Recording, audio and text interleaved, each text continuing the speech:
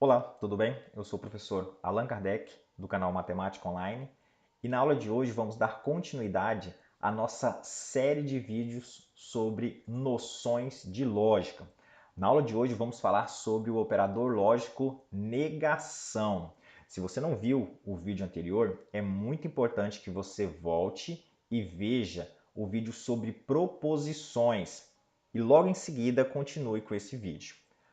Negação é uma operação lógica que podemos fazer sobre proposições, que diz o seguinte: a partir de uma proposição P qualquer, então observe que agora estamos denotando, estamos nos referindo a uma proposição P, é uma proposição qualquer.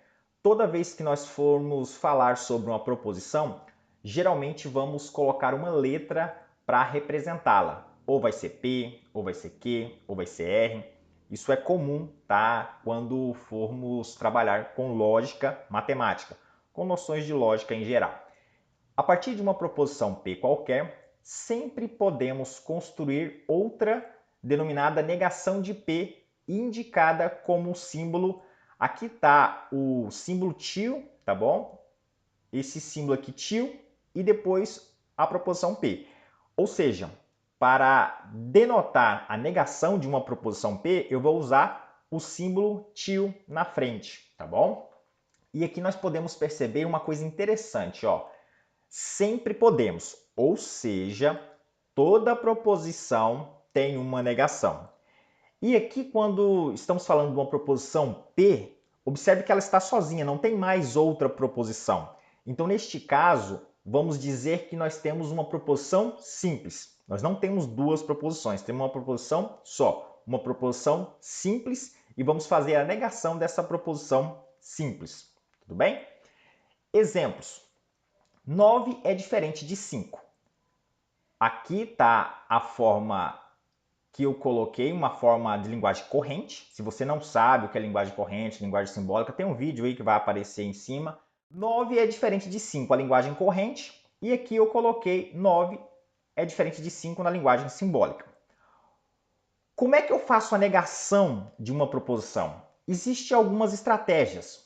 Ou você pode usar a palavra que é antagônica àquela que você tem, aquele adjetivo que você tem. Então, nesse caso aqui, o adjetivo é diferente.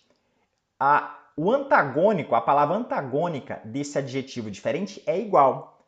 Então, quando eu faço a negação de uma proposição, eu posso fazer esse uso de palavras antagônicas. Nesse caso, ó, 9 é diferente de 5, 9 é igual a 5. Diferente e igual são palavras antagônicas. Então, uma representa a negação da outra. E aqui está a forma simbólica dessa minha proposição. 9 é igual a 5. Vamos para o outro exemplo. 7 é maior do que 3. 7 é maior do que 3. A negação de 7 ser maior do que 3 não é 7 ser menor do que 3, tá? A negação lógica disso. A negação correta é 7 é menor ou igual a 3.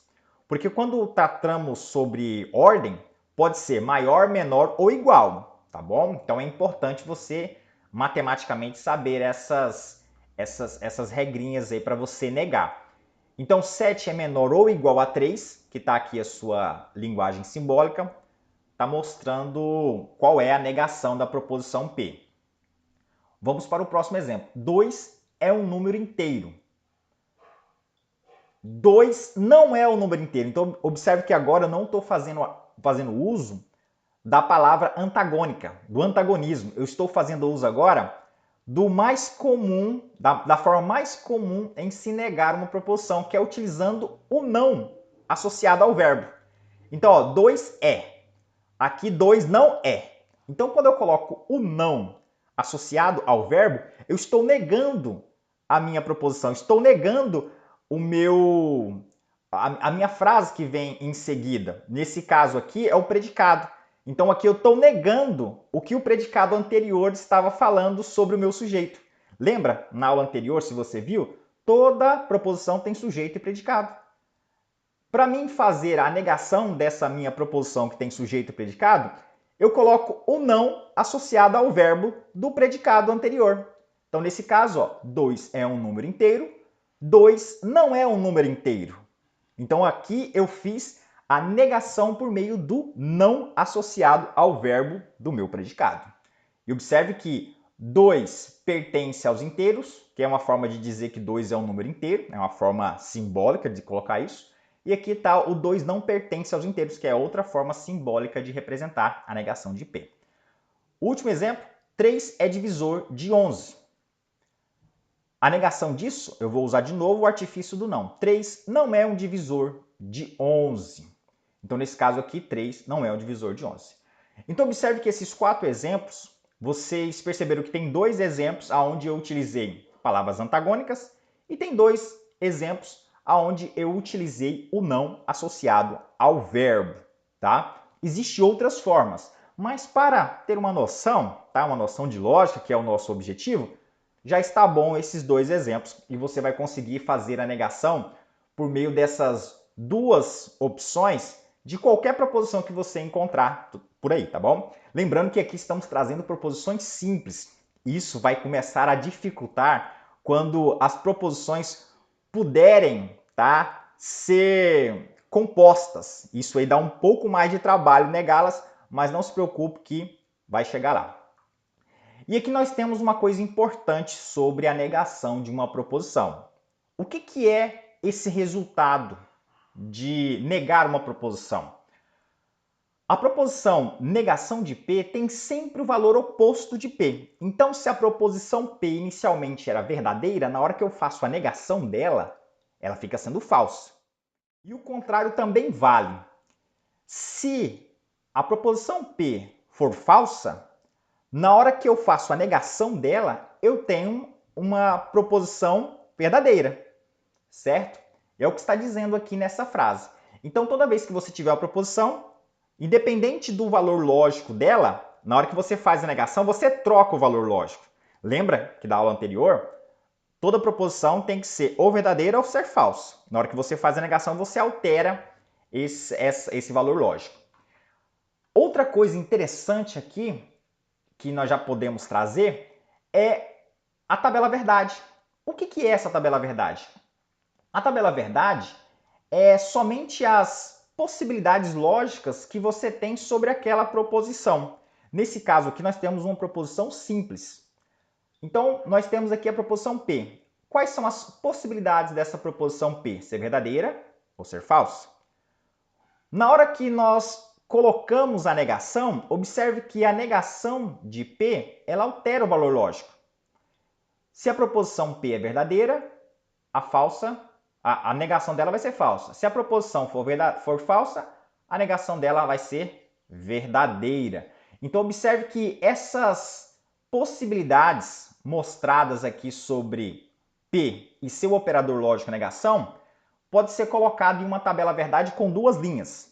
Nós vamos verificar que isso vai mudar quando tivermos mais de uma proposição. Quando tiver 2, 3 proposições, o número de linhas e o número de colunas vão ser alteradas na minha tabela verdade. Antes de passarmos para o nosso resumo, vamos aqui fazer uma observação. 9 é diferente de 5 é uma afirmação verdadeira. Então a negação dela vai ser falsa. Ou seja, P é verdadeiro, a negação de P é falso. 7 é maior do que 3 é verdadeiro. A negação dela, que é a negação de P, vai ser falsa. 2 é um número inteiro. É verdadeiro. A negação dela, 2 não é um número inteiro, é falso. 3 é divisor de 11. Aqui é falso. A negação dela, 3 não é divisor de 11, é verdadeira. Então, observe que houve essa mudança aí de valor lógico. Para finalizar essa aula curtinha, tá, sobre negação, nós temos aqui o nosso resuminho. Toda proposição tem uma negação. Então, lembra disso. Toda vez que você tiver uma proposição, eu consigo negá-la, tá bom? Pode ser simples, pode ser composta. Nós não vimos ainda proposição composta. Na próxima aula, nós veremos. Ao negar uma proposição, seu valor lógico é alterado. Então, toda proposição tem um valor lógico. E na hora que negamos ela, fazemos o operador lógico negação, nós mudamos o seu valor lógico. Se ela é verdadeira, quando aplicamos a negação, ela tem que ser falsa. Se ela é falsa, quando aplicamos a negação, ela tem que ser verdadeira. Então é isso, gente. A aula de hoje era isso. Se você gostou dessa aula, lembre de deixar o seu like.